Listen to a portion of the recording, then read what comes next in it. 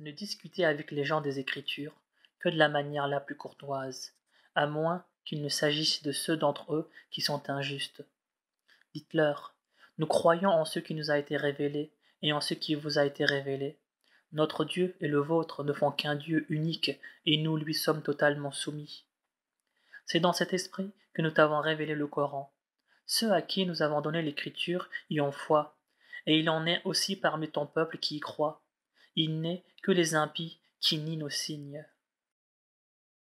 Avant le Coran, tu ne récitais aucun livre, ni n'en écrivais aucun de ta dextre. Sans quoi, les négateurs auraient trouvé argument pour douter de l'authenticité du Coran, qui est, en fait, un ensemble de versets évidents qui illuminent le cœur de ceux qui ont reçu la science. Seuls les négateurs rejettent nos signes, et disent « Que n'a-t-on fait descendre sur lui des miracles de la part de son Dieu ?» Réponds-leur « Les miracles sont du ressort du Seigneur. Quant à moi, mon rôle se limite à avertir. » Ne leur suffit-il pas que nous t'ayons révélé le Coran qui leur est récité? Il y a là, pourtant, une bénédiction et un rappel pour ceux qui y croient. Dis-leur, Dieu suffit comme témoin entre vous et moi. Il sait ce qu'il y a dans les cieux et sur la terre. Quant à ceux qui ont choisi l'erreur et qui refusent de croire au Seigneur, ce sont ceux-là les perdants. Ils te défient de hâter l'arrivée de leur châtiment. Si le terme n'en était pas fixé d'une manière immuable, ce châtiment les aurait déjà atteints, et assurément, il les frappera à l'improviste sans qu'ils l'aient pressenti. Ils te défient de hâter leur supplice, alors que la géhenne est là, cernant les négateurs de toutes parts. Le jour où le châtiment les enveloppera de la tête aux pieds, il leur sera dit « Goûtez le fruit de vos œuvres. » Ô mes serviteurs qui avez foi en moi, ma terre est assez vaste pour tout contenir, n'adorez que moi. Tout être vivant goûtera la mort, et c'est vers nous qui se fera votre retour. Et ceux alors qui auront cru et auront accompli de bonnes œuvres, nous leur assignerons dans le paradis, pour l'éternité, des demeures hautement situées et sous lesquelles coulent des rivières. Quelle belle récompense que celle de ceux qui font le bien, qui se montrent endurants et placent leur confiance en leur Seigneur. Que d'animaux sont inaptes à se procurer leur nourriture, et cependant Dieu pourvoit à leur subsistance et à la vôtre. Dieu entend tout et sait tout. Si tu leur demandes « Qui a créé les cieux et la terre? Qui a assujetti le soleil et la lune ?» Ils répondront sûrement « C'est Dieu. » Pourquoi alors se détournent-ils de lui? N'est-ce pas Dieu qui prodigue ses richesses, ou les mesure à qui il veut parmi ses créatures, et dont la science englobe toutes choses? Et si tu leur demandes « Qui fait tomber l'eau du ciel pour revivifier la terre après sa mort ?» Ils répondront sûrement « C'est Dieu. » Dis « Louange à Dieu », mais la plupart d'entre eux ne raisonnent pas. La vie d'ici-bas n'est que jeu et divertissement, alors que la véritable vie est celle de la vie future. Mais les hommes le savent-ils? Quand ils se trouvent à bord d'un bateau, c'est Dieu qu'ils invoquent en lui vouant un culte sans partage. Mais dès que Dieu les sauve, en les ramenant sur la terre ferme, ils ne tardent pas à lui donner des associés. Qu'ils manifestent donc leur ingratitude devant les bienfaits que nous leur avons accordés, et qu'ils jouissent des biens éphémères de ce monde. Un jour, ils comprendront leur erreur. Ne voient-ils pas que nous avons établi pour eux une enceinte sacrée et sûre, pendant que l'insécurité et les rapts règnent tout autour? Vont-ils continuer à croire en mensonges et à méconnaître les bienfaits du Seigneur? Qui donc est plus injuste que celui qui invente des mensonges sur Dieu, ou qui nie la vérité quand elle lui parvient? N'y a-t-il pas dans la géhenne un asile pour les incrédules? Ceux qui combattent pour notre cause, nous les guiderons assurément sur nos sentiers, car Dieu est avec ceux qui s'appliquent à accomplir des œuvres salutaires. Sourate des Byzantins. Au nom de Dieu, le clément, le miséricordieux. Alif, Lam, Mim. Les Byzantins ont été vaincus dans la contrée voisine, et après leur défaite, ils seront les vainqueurs dans quelques années. La décision finale, aussi bien avant qu'après, appartient à Dieu, et ce jour-là, les croyants se réjouiront du secours de Dieu qui accorde la victoire à qui il veut, car il est le Tout-Puissant, le Tout-Compatissant. C'est là une promesse de Dieu, et Dieu ne faillit jamais à sa promesse, bien que la plupart des hommes ne le sachent point, car ils ne s'intéressent qu'aux apparences futiles de la vie d'ici-bas, et se montrent insouciants de la vie future. Que ne se rendent-ils compte par eux-mêmes que Dieu n'a créé les cieux, la terre et les espaces interstellaires que dans un but bien défini et pour un terme fixé? Mais la plupart des hommes ne croient point qu'ils sont appelés à comparaître devant leur Seigneur. Que ne parcourent-ils la terre pour voir quelle a été la fin de ceux qui les avaient devancés?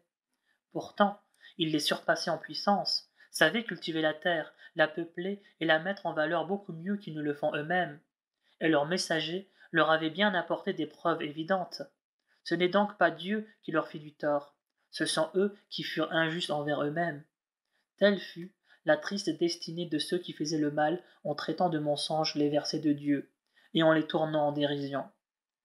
Dieu donne la vie une première fois, puis la fait renaître après la mort. Et c'est vers lui ensuite que vous serez ramenés. Et quand l'heure sonnera, les criminels seront consternés, car ils ne trouveront aucun intercesseur parmi ceux qu'ils associaient à Dieu, et eux-mêmes s'empresseront de renier leur divinité. Le jour où l'heure sonnera, les hommes seront ce jour-là scindés en deux groupes. Ceux qui auront cru et fait le bien se réjouiront dans un jardin luxuriant.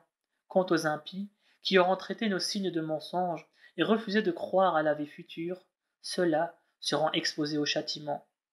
Glorifiez donc le Seigneur à la tombée de la nuit et au lever du jour. À lui la louange dans les cieux et sur la terre, au déclin du soleil et au milieu du jour. Du mort, il fait sortir le vivant, et du vivant, il fait sortir le mort. Il revivifie la terre après sa mort, et c'est ainsi qu'il vous fera surgir. C'est aussi un de ces signes de vous avoir créé de poussière et fait de vous ensuite des êtres humains répandus sur la terre. Et c'en est un autre que d'avoir créé de vous et pour vous des épouses afin que vous trouviez auprès d'elles votre quiétude, et d'avoir suscité entre elles et vous affection et tendresse. En vérité, il y a en cela des signes certains pour ceux qui raisonnent. Et parmi ces signes, il y a aussi la création des cieux et de la terre, la diversité de vos langues et de vos couleurs. En vérité, il y a en cela des signes pour des esprits éclairés. Parmi ces signes, il y a également votre sommeil pendant la nuit et le jour, ainsi que votre quête de ses faveurs. En vérité, il y a là des signes pour des gens qui savent écouter. C'est aussi un de ces signes que de vous montrer l'éclair qui vous provoque en vous à la fois la crainte et l'espoir, et de faire tomber du ciel une eau qui revivifie la terre après sa mort. Il y a en cela des signes certains pour ceux qui raisonnent. C'en est encore lorsque le ciel et la terre obtempèrent à son ordre, et qu'ensuite, au premier appel qu'il vous lancera, vous surgirez aussitôt de la terre. C'est à lui qu'appartiennent tous ceux qui sont dans les cieux et sur la terre, et c'est à lui qu'ils sont tous soumis. Et c'est lui qui instaure la première création, puis la renouvelle avec plus de facilité encore. Il a la transcendance absolue dans les cieux et sur la terre, il est le Tout-Puissant, le Sage. Dieu vous propose un exemple tiré de vous-même. Seriez-vous disposé à associer vos propres esclaves dans les biens que nous vous avons octroyés, de manière à en faire vos égaux, et à les craindre comme vous vous craignez vous-même? C'est ainsi que nous détaillons les signes pour des gens qui raisonnent. Cependant, les injustes n'en continuent pas moins à suivre inconsciemment leurs passions. Mais qui donc peut guider ceux que Dieu égare? Ceux-là n'ont personne pour les secourir. Consacre-toi à la religion, en monothéiste sincère. C'est Dieu qui a voulu que cette croyance fût inhérente à la nature de l'homme, et l'ordre établi par Dieu ne saurait être modifié. Telle est la religion de la rectitude, mais la plupart des hommes n'en savent rien. Revenez donc repentant vers le Seigneur, craignez-le et observez la salate. Ne soyez pas du nombre des idolâtres, de ceux qui ont fait éclater leur religion en sectes différentes, en certes que chaque secte se mit à se prévaloir de sa doctrine. Lorsqu'un malheur frappe les hommes, ils invoquent leur Seigneur et reviennent à lui, pleins de repentir. Mais sitôt qu'il leur témoigne quelque miséricorde, voilà qu'un groupe d'entre eux lui donne des associés, manifestant ainsi leur ingratitude envers les bienfaits dont nous les avons comblés. Jouissez donc, bientôt vous en saurez les conséquences. Leur avons-nous jamais envoyé une seule preuve accréditant ceux qu'ils associent à Dieu? Lorsque nous faisons goûter aux hommes notre miséricorde, ils s'en réjouissent, mais dès qu'un malheur les atteint, en punition de leurs péchés, ils se livrent au désespoir. Ne voit-il pas que Dieu dispense ses bienfaits avec largesse ou parcimonie à qui il veut? En vérité, il y a là des signes certains pour des gens qui croient. Donne à chacun ce qui lui est dû, qu'il soit proche parent, pauvre ou étranger de passage. C'est la meilleure façon d'agir pour ceux qui cherchent à être agréables à Dieu, et ce sont ceux-là qui connaîtront le vrai bonheur. L'argent que vous prêtez à usure dans l'espoir de vous enrichir au détriment des biens de vos semblables ne vous sera d'aucun profit auprès de votre Seigneur. Mais l'argent que vous donnez en aumône zakat pour être agréable à Dieu sera pour vous porté à plusieurs fois sa valeur. C'est Dieu qui vous a créé, qui vous a nourri, et qui ensuite vous fera mourir, puis vous ramènera à la vie. Existe-t-il parmi ceux que vous lui associez un être qui soit capable d'accomplir un seul de ces prodiges? Gloire à Dieu. Il transcende tout ce qu'on lui associe. La corruption est apparue sur la terre et dans la mer du fait des agissements des hommes. Dieu leur fera expier une partie de leurs péchés, afin qu'ils reviennent peut-être de leurs erreurs. Dis, parcourez la terre et voyez quelle a été la fin des peuples qui vous ont devancés, et dont la plupart étaient des associateurs. Consacre-toi entièrement à la religion de la droiture, avant que ne vienne de la part de Dieu un jour inéluctable où les hommes seront scindés en deux groupes. Ceux qui auront été impies et qui auront à répondre de leur impiété, et ceux qui auront accompli des œuvres méritoires et qui auront ainsi préparé leur avenir. C'est ainsi que Dieu accorde sa grâce à ceux qui croient et accomplissent des œuvres pies, car il n'aime pas les infidèles.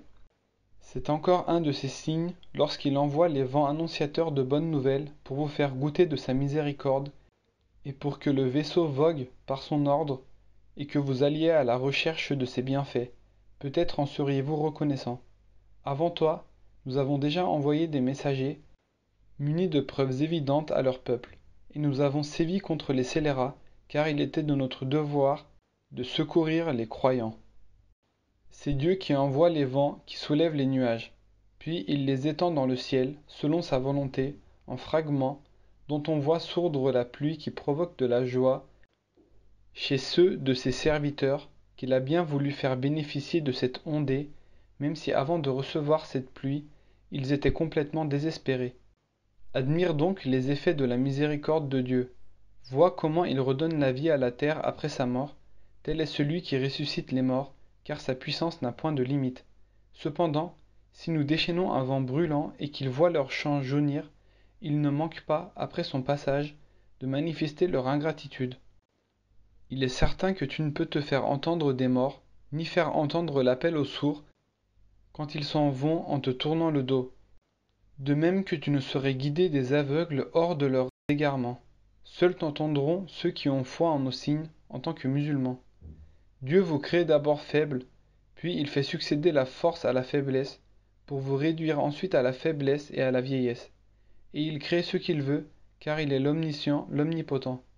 Et le jour où l'heure sonnera, les coupables jureront qu'ils ne sont restés sur terre qu'un court laps de temps, suivant leur habitude de déformer la vérité. Mais ceux qui auront reçu la science et la foi leur diront: vous y êtes demeurés selon le livre de Dieu jusqu'au jour de la résurrection. Et le voilà, ce jour de la résurrection, mais vous ne le saviez pas. Ce jour-là, il ne servira à rien aux impies de présenter des excuses, pas plus qu'ils ne seront admis à se racheter. Nous avons proposé aux hommes dans ce Coran des paraboles de toutes sortes, mais même si tu leur apportes un prodige, les négateurs diront à coup sûr: vous n'êtes que des imposteurs.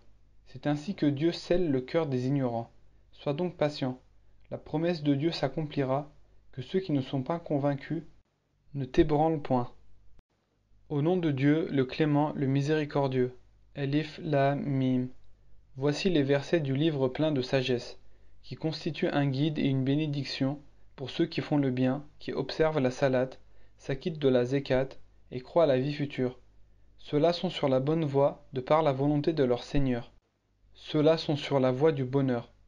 Il est des gens qui, au mépris de toute science, prônent de futiles discours pour écarter leurs semblables de la voie du Seigneur en la discréditant à leurs yeux.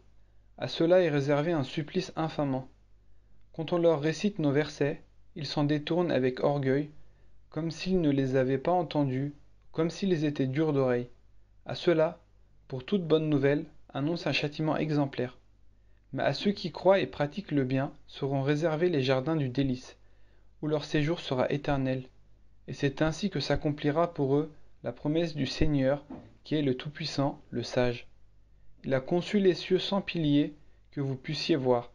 Il a implanté des montagnes dans la terre, pour qu'elles ne branlent pas sous vos pieds, et il y a disséminé des animaux de toutes sortes. Et du ciel, nous envoyons de la pluie, par laquelle nous faisons pousser toutes sortes de couples de plantes bienfaisantes. Telle est l'œuvre de Dieu. Montrez-moi à présent ce qu'ont créé les divinités que vous adorez en dehors de lui. Les injustes sont vraiment dans un égarement manifeste. Nous avons donné en vérité la sagesse à Luqman en lui disant « Sois reconnaissant envers Dieu, car quiconque est reconnaissant l'est à son propre avantage, tandis que celui qui se montre ingrat, Dieu se passera volontiers de sa gratitude, car il est le seul digne de louange. » Luqman exhorta un jour son fils en lui disant « Mon cher fils, n'attribue aucun associé à Dieu, car le polythéisme est un crime abominable. Nous avons recommandé à l'homme d'être bienveillant à l'égard de ses parents, car sa mère a enduré de multiples souffrances en le portant dans son sein, en le mettant au monde, et en l'allaitant 2 années durant jusqu'au sevrage. Sois donc reconnaissant envers moi et envers tes parents. C'est vers moi que se fera votre retour. Mais s'ils exercent sur toi une contrainte pour t'amener à m'associer des divinités dont tu n'as aucune connaissance, alors ne leur obéis pas, tout en continuant à te comporter envers eux en ce bas monde de façon convenable. Suis en cela la voie de celui qui revient repentant vers moi, car c'est vers moi que se fera votre retour, et je mettrai alors chacun de vous en face des œuvres qu'il aura accomplies. Ô mon cher fils, ajouta Luqman, toute faute, fût-elle du poids d'un grain de moutarde dissimulé dans un rocher, dans les cieux ou dans la terre, Dieu la mettra en pleine lumière, car Dieu est subtil et parfaitement informé. Ô mon cher fils, observe la salate, recommande le bien et déconseille le mal. Supporte avec patience les maux qui peuvent t'atteindre. Telle est la résolution à prendre et dont tu ne devras jamais te départir. Ne prends pas un air arrogant en abordant tes semblables. Ne te dandine pas avec insolence dans ta démarche. Dieu n'aime pas les insolents pleins de glorioles. Sois modeste dans ta démarche. Baisse la voix quand tu parles, car le plus horrible des cris est bien le braiement de l'âne. Ne voyez-vous pas que Dieu a mis à votre service tout ce qui est dans les cieux et sur la terre, et qu'il vous a prodigué ses bienfaits, aussi apparents que cachés? Et cependant, il est des gens qui discutent Dieu à tort et à travers, sans méthode et sans avoir de livre pour les éclairer. Et lorsqu'on leur dit « Suivez ce que Dieu a révélé », ils rétorquent « Non, nous suivons plutôt ce que nos ancêtres nous ont légué. » Quoi? S'obstineraient-ils à les suivre, même si le démon les conviait au supplice de l'enfer? Quiconque se soumet à Dieu, tout en s'appliquant à faire le bien, se sera assuré la position la plus solide, car c'est de Dieu que dépend l'issue de toute chose. Que l'impiété des incrédules ne t'afflige point.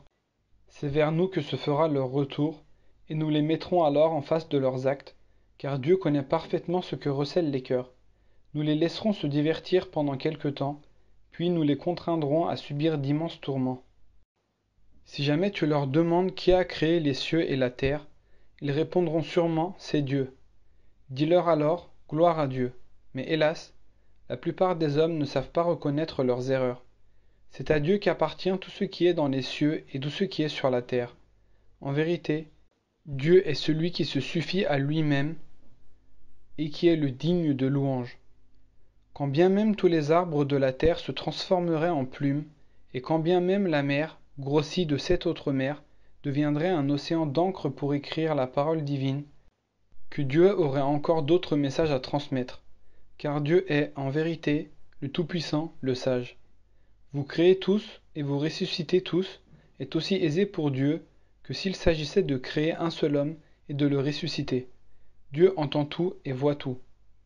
Ne vois-tu pas que Dieu insère la nuit dans le jour et le jour dans la nuit, qu'il astreint le soleil et la lune à poursuivre leur course, l'un et l'autre, jusqu'au terme fixé, et que Dieu est parfaitement informé de tout ce que vous faites? Il en est ainsi parce que Dieu est la vérité même, et c'est que les impies invoquent en dehors de lui n'est que pur mensonge. Dieu est, en vérité, l'auguste, le sublime. Ne vois-tu pas comment le vaisseau vogue sur la mer, par la grâce du Seigneur, qui tient à vous montrer ainsi certains de ces signes? Il y a bien en cela des signes pour qui sait se montrer patient et reconnaissant. Et lorsque des vagues, aussi sombres que des ténèbres, recouvrent leurs vaisseaux, ils invoquent Dieu avec ferveur et une foi ardente. Mais une fois rendus sains et saufs sur le rivage, il en est parmi eux qui se montrent beaucoup moins fervents dans leurs prières. En vérité, seuls rejettent nos signes les perfides et les infidèles. Ô hommes, craignez votre Seigneur, redoutez le jour où le Père ne pourra plus rien pour son Fils, ni le Fils pour son Père. La promesse de Dieu est inéluctable, que la vie de ce bas monde ne vous induise pas en erreur, et que Satan, le tentateur, ne vous détourne pas de votre Seigneur. La connaissance de l'heure du jugement relève uniquement du Seigneur, qui fait tomber la pluie salvatrice, et qui sait ce qu'il y a dans les matrices. Et nulle âme ne sait ce que lui réserve l'avenir, et nulle âme ne sait en quel endroit elle devra mourir. Dieu seul est omniscient et parfaitement informé. Au nom de Dieu, le clément, le miséricordieux. Elif Lam Mim. La révélation du livre émane sans nul doute du Maître de l'univers. Diront-ils qu'il Muhammad l'a inventé? Certes non. Il est la vérité même envoyée par ton Seigneur, pour que tu avertisses un peuple que personne avant toi n'était venu avertir, afin de les amener à prendre le droit chemin. C'est Dieu qui a créé en 6 jours les cieux, la terre et les espaces interstellaires, qui s'est ensuite établi sur son trône. Vous ne saurez trouver en dehors de lui ni protecteur, ni intercesseur. Pouvez-vous donc y réfléchir? Il décide dans le ciel du sort de toute chose sur la terre, puis tout remonte vers lui en l'espace d'un jour ayant la durée de 1000 ans, selon votre calcul. Tel est celui dont la connaissance englobe le monde mystérieux et le monde visible. Il est le puissant, le miséricordieux. C'est lui qui a créé toutes choses à la perfection et qui a instauré la création de l'homme à partir de l'argile, puis d'un vil liquide il a tiré sa descendance. Puis il lui a donné une forme harmonieuse et a insufflé en lui de son esprit, vous dotant ainsi de l'ouïe, de la vue et de l'intelligence. Mais il est rare que vous lui témoigniez votre reconnaissance. Ils disent, est-il possible que, une fois disparus sous terre, nous aurons à connaître une création nouvelle? En réalité, ces gens-là ne croient pas à leur comparution devant leur Seigneur. Dis-leur, l'ange de la mort, chargé de vous, recueillera votre âme, puis vous serez ramenés à votre Seigneur. Si tu pouvais voir alors dans quel état d'humiliation comparaîtront les damnés devant leur Seigneur. Seigneur, diront-ils, nous avons tout vu et tout entendu à présent. Fais-nous retourner sur terre afin d'y faire du bien. Nous sommes maintenant convaincus. Certes, si nous l'avions voulu, nous aurions mis chaque âme dans la bonne direction.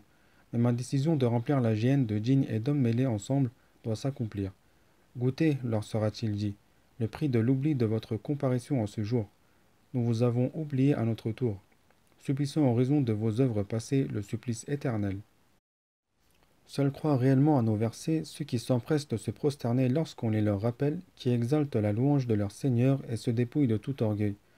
Ceux dont les flancs s'arrachent à leur lit pour prier leur Seigneur, avec crainte et espoir, et qui donnent en au monde une partie de ce que nous leur avons accordé. Nul ne peut soupçonner les multiples joies dont seront récompensées les œuvres de ces hommes. Le croyant serait-il semblable au pervers? Il est certain qu'ils ne sont point égaux. C'est ainsi que ceux qui croient et pratiquent le bien seront accueillis au paradis du refuge en récompense de leurs œuvres, tandis que les impies auront pour séjour l'enfer. Et chaque fois qu'ils tenteront d'en sortir, ils y seront ramenés et s'entendront dire « Subissez le supplice du feu que vous traitiez jadis de mensonge. » Certes, nous leur ferons goûter le châtiment mineur de ce monde avant de leur infliger le supplice majeur. Peut-être reviendront-ils de leurs erreurs. Qui est plus injuste que celui qui se détourne des signes de son Seigneur quand on les lui rappelle? Mais c'est avec rigueur que nous sévirons contre les criminels. Nous avons effectivement donné l'écriture à Moïse que tu auras à rencontrer. N'aie aucun doute à ce sujet. Et nous en avons fait une bonne direction pour les fils d'Israël. Nous avons élevé certains d'entre eux au rang de chefs spirituels pour les diriger suivant notre ordre aussi longtemps qu'ils se sont montrés persévérants et fermement convaincus de nos signes. Certes, ton Seigneur les départagera le jour de la résurrection au sujet de leurs divergences. N'est-ce pas une indication suffisante pour eux que nous ayons anéanti avant eux tant de générations dont leurs pieds foulent aujourd'hui les anciennes demeures? N'y a-t-il pas en cela des preuves évidentes? Ne peuvent-ils pas en saisir le sens? Ne voient-ils pas que nous dirigeons vers les terres arides la pluie, par laquelle nous faisons germer les céréales dont se nourrissent leurs troupeaux et dont ils se nourrissent eux-mêmes? Ne le voient-ils pas? Et ils disent, quand donc viendra cette victoire si vous êtes sincères?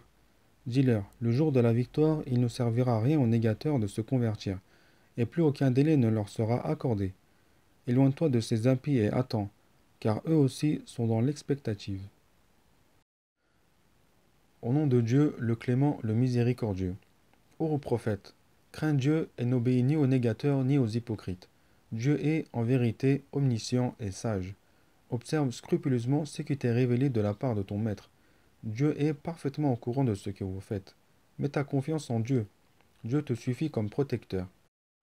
Dieu n'a pas doté l'homme de deux cœurs, pas plus qu'il n'a assimilé à vos mères vos épouses à qui vous dites en les répudiant. Tu es aussi illicite pour moi que le dos de ma mère. De même qu'il n'a point assimilé vos enfants adoptifs à vos propres enfants. Ce sont là que des propos que vous prononcez à la légère. Dieu dit la vérité et c'est lui qui montre le droit chemin. Appelez les enfants adoptifs par le nom de leur vrai père. Cela est plus juste auprès de Dieu. Si vous ne connaissez pas leur père, considérez-les comme vos frères en religion ou comme vos alliés. Aucun grief ne vous sera fait de vos erreurs, mais seulement des fautes que vous commettez délibérément.